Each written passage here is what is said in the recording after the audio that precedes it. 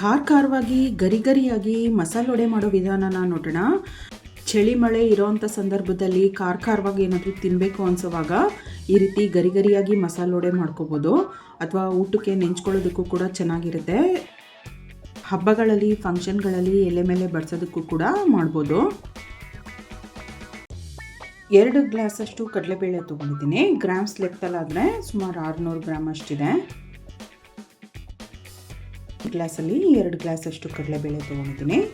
ಇದನ್ನು ಚೆನ್ನಾಗಿ ತೊಳೆದು ಬಿಟ್ಟಿಟ್ಟಿದ್ದೀನಿ. ಇದು ಮುಳುಗೋಷ್ಟು ನೀರು ಹಾಕ್ಬಿಟ್ಟು ಒಂದು 2 ಗಂಟೆಗಳ ಕಾಲ ನೆನೆಯೋದಕ್ಕೆ ಬಿಡೋಣ.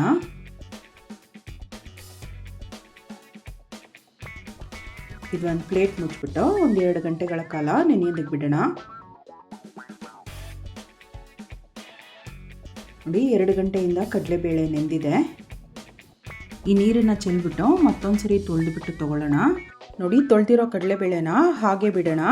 ಅದರಲ್ಲಿ ಇನ್ನೊಂದು ಸ್ವಲ್ಪ ನೀರು ಉಳಿದಿದ್ರೆ ಎಲ್ಲ ಬಂದುಬಿಡುತ್ತೆ. ಅಷ್ಟೊತ್ತಿಗೆ ಉಳಿದಂಥ ತಯಾರಿ ಮಾಡ್ಕೊಳ್ಳೋಣ. 1 ಕಪ್ಪಷ್ಟು ಹೆಚ್ಚಿರೋಂಥ ಸಬ್ಬಕ್ಕಿ ಸೊಪ್ಪು ತೊಗೊಂಡಿದ್ದೀನಿ. ಅರ್ಧ ಕಪ್ಪಷ್ಟು ಪುದೀನ ಸೊಪ್ಪನ್ನು ಹೆಚ್ಚಿಬಿಟ್ಟು ತೊಗೊಂಡಿದ್ದೀನಿ. ಜೊತೆಗೆ ಹೆಚ್ಚಿರೋವಂಥ ಕೊತ್ತಂಬರಿ ಸೊಪ್ಪು, ಸ್ವಲ್ಪ ಕರಿಬೇವಿನ ಸೊಪ್ಪು ಹೆಚ್ಚಿರೋವಂಥದ್ದು. ಇದಿಷ್ಟನ್ನು ಮಿಕ್ಸಿಂಗ್ ಬೌಲ್ಗೆ ಹಾಕ್ಕೊಳ್ಳೋಣ.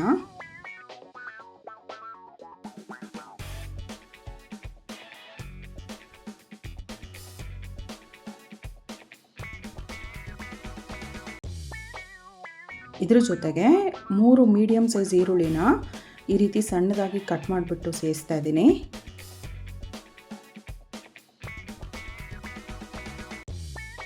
ಐದು ಹಸಿಮೆಣಸಿನ್ಕಾಯಿಗಳನ್ನ ಸಣ್ಣದಾಗಿ ಕಟ್ ಮಾಡಿಬಿಟ್ಟು ಸೇರಿಸ್ತಾ ಇದ್ದೀನಿ.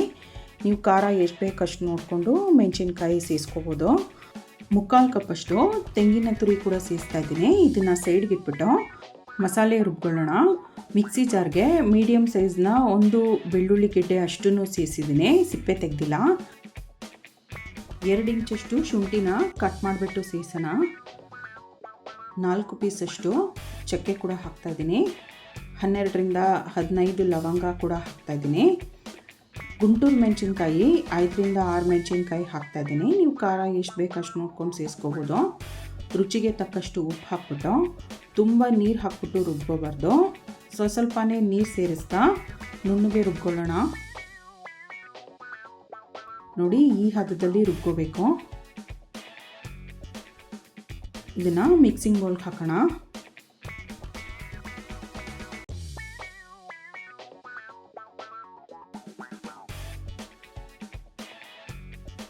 ಸ್ವಲ್ಪ ನೆನೆಸಿರೋ ಅಂಥ ಕಡಲೆಬೇಳೆನ ಮಿಕ್ಸಿಂಗ್ ಬೌಲ್ಗೆ ಸೇರಿಸ್ತಾ ಇದ್ದೀನಿ. ಇವಾಗ ಉಳಿದಿರೋ ಕಡಲೆಬೇಳೆನ ರುಬ್ಕೊಳ್ಳೋಣ. ನೋಡಿ, ಕಡಲೆಬೇಳೆಯಲ್ಲಿ ಸ್ವಲ್ಪ ನೀರಿಲ್ಲ, ಎಲ್ಲ ಚೆನ್ನಾಗಿ ಇಳಿದಿದೆ.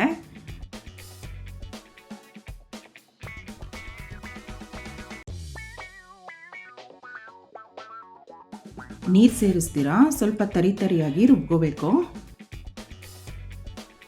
ನೋಡಿ, ಈ ಹದದಲ್ಲಿ ರುಬ್ಕೊಂಡ್ರೆ ಸಾಕು.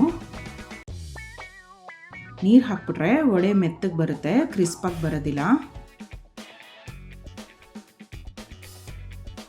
ಎಲ್ಲ ಕಡಲೆಬೇಳೆನೂ ರುಬ್ಬಿದಾಗಿದೆ. ಇದಿವಾಗ ಚೆನ್ನಾಗಿ ಮಿಕ್ಸ್ ಮಾಡೋಣ.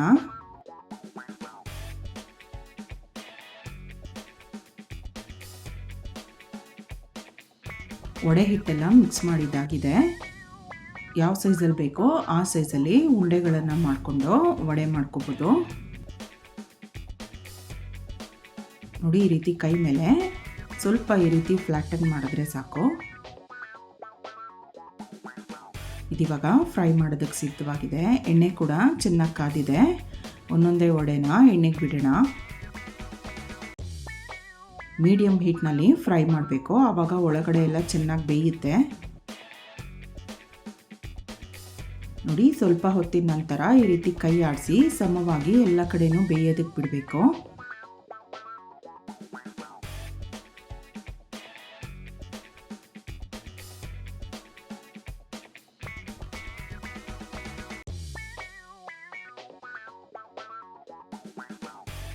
ಚೆನ್ನಾಗಿ ಗರಿ ಗರಿ ಆಗಬೇಕು.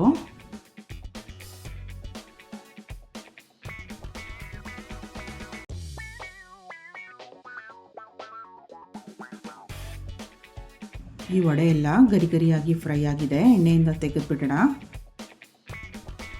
ನೋಡಿ ಈ ರೀತಿಯಾಗಿ ಕ್ರಿಸ್ಪಾಗಿ ಗೋಲ್ಡನ್ ಬ್ರೌನ್ ಆಗೋವರೆಗೂ ಫ್ರೈ ಮಾಡ್ಕೋಬೇಕು.